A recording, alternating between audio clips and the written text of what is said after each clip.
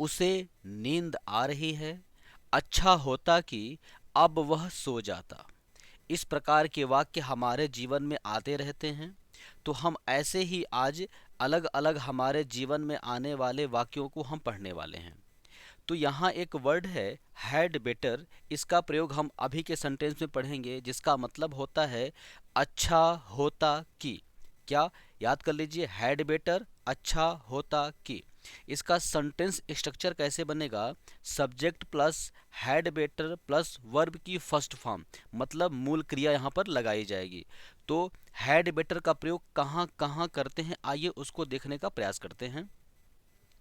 इसका प्रयोग मतलब हैड बेटर का प्रयोग बेहतर होता कि या अच्छा होता कि से शुरू होने वाले सुझाव या परामर्श के अर्थ में होता है। मतलब जब भी कोई ऐसा वाक्य हो जो अच्छा होता कि, बेहतर होता कि इससे शुरू होगा और सुझाव देगा, तो हम हैड बेटर का प्रयोग वहां करेंगे और सेंटेंस का स्ट्रक्चर कुछ वैसा होगा जो दिया गया है।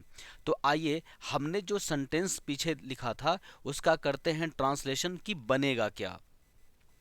उसे नींद आ रही है, अच्छा होता कि अब वह सो जाता।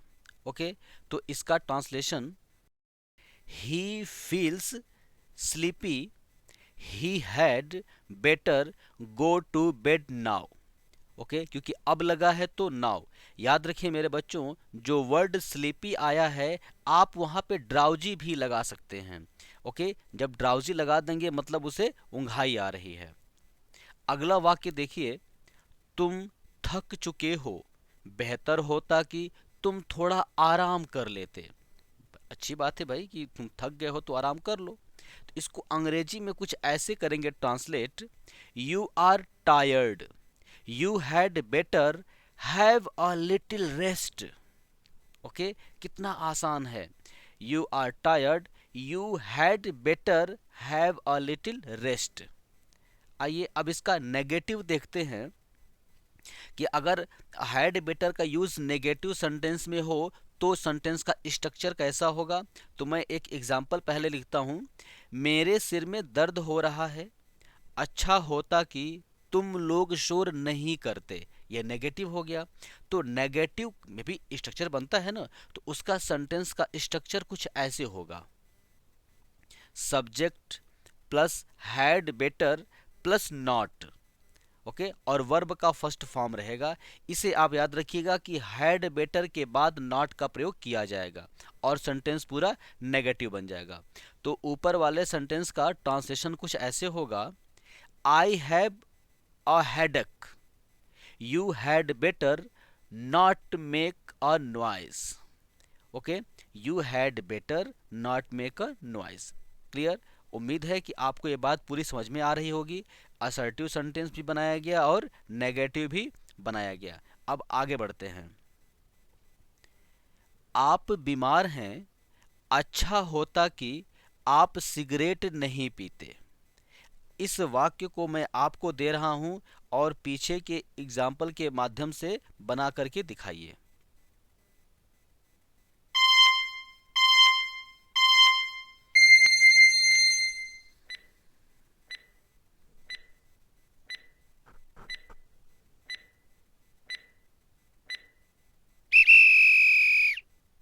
ओके, चलिए, मुझे उम्मीद है आप सही बनाए होंगे। मैं बनाता हूं इसे और आप सही मिला लीजिए कितना सही कितना गलत। You are ill, you had better not smoke. अब आप सोच रहे होंगे कि सर यहाँ तो सिगरेट भी आया है, पी रहे होंगे, नहीं पीते आया। भाई, स्मोक का मतलब ही होता है धूम्रपान करना और नॉट स्मोक धूम्रपान न करना। ओके, तो फिर इसको ध्यान रखिएगा। ठीक है, अब हम आगे बढ़ते हैं।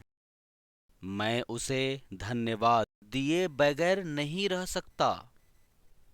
यह बात भी सही है, किसी ने अच्छे कार्य किए हैं तो उसे धन्यवाद बनता है। तो यहाँ होता है ना कि बिना दिए धन्यवाद में रह नहीं सकता। ऐसे भी हमारे मुख से सेंटेंस निकला करता है, ऐसे भी हम वाक्यों का प्रयोग किया करते हैं। तो इसकी अंग्रेजी कैसे बनेगी, आइए उसे समझने का हम प्रयास करते हैं। तो अगर यहाँ पर दिए बगैर हमें इसकी अंग्रेजी पता चल जाए तो हम इसकी अंग्रेजी बताते हैं आप लोगों को। पर ध्यान रखिएगा, इसके लिए पूरा एक स्ट्रक्चर मैं बनाता हूँ। दिए बगैर सिर्फ एक ही नहीं है, यह दो तरीके से बनेगा। मतलब दिए बगैर को हम एक सेंटेंस में दो तरीके से डाल सकते हैं, तो मैं दोनों तरीका आपको दिखा रहा हूँ। पहला है कैन नॉट हेल्प। ओके, ये समझें, कैन नॉट हेल्प। और इसका जो सेंटेंस स्ट्रक्चर है कुछ ऐसे बन रहा है, subject plus can not help plus verb का फोर्थ फॉर्म, चौथी अवस्था, मतलब बोले तो आईएनजी फॉर्म, जैसे गो, गोइंग, ईट, ईटिंग, वो अवस्था। दूसरा है कैन नॉट बट, इसका मतलब होता है दिए बगैर। तो देखिए, subject plus can't blood verb की फर्स्ट फॉर्म है, वर्ब लिखा है ऐसे तो वो फर्स्ट फॉर्म है। ओके, अब देखते हैं हम उसे। मैं उसे धन्यवाद दिए बगैर नहीं रह सकता। I can not help thanking him. Okay, दूसरा सेंटेंस मतलब उसी का तरीका दूसरा दिखाते हैं, I can not but thank him. तो देखा आपने, can not help thanking him और can not but thank him. तो इस अंतर को बड़े अच्छे से समझ लीजिएगा, और जो पीछे आपको सेंटेंस का स्ट्रक्चर दिया गया था उसको आप लिख लीजिएगा। आगे बढ़ते हैं अगले सेंटेंस में। मैं उस पर हंसे बगैर नहीं रह सकता। ओके, तो आई can not help laughing at him. Okay, बहुत आसानी से बन जा रहा है, आई can not help laughing at him. इसका जो दूसरा तरीका है वो भी देख लीजिए, आई can not but laugh at him. तो देखा आपने किस तरीके से बन गया। इसे बस आप हंसे बगैर बगैर वाला हिसाब किताब तैयार रखिएगा बस। ओके, वह मुझसे बात किए बगैर नहीं रह सकती। She can't help talking to me. Okay, चलिए, बहुत आसान है मेरे बच्चों, बहुत आसान है, परेशान ना होइए आप लोग। बस ये है कि इनको आप तैयार करते चलिए, छोटे छोटे यूजेस को आप याद करते चलिए। वे लोग अंग्रेजी बोले बगैर नहीं रह सकते। अब इसकी अंग्रेजी आप बना कर दीजिए, मैं आपको कुछ समय देता हूं।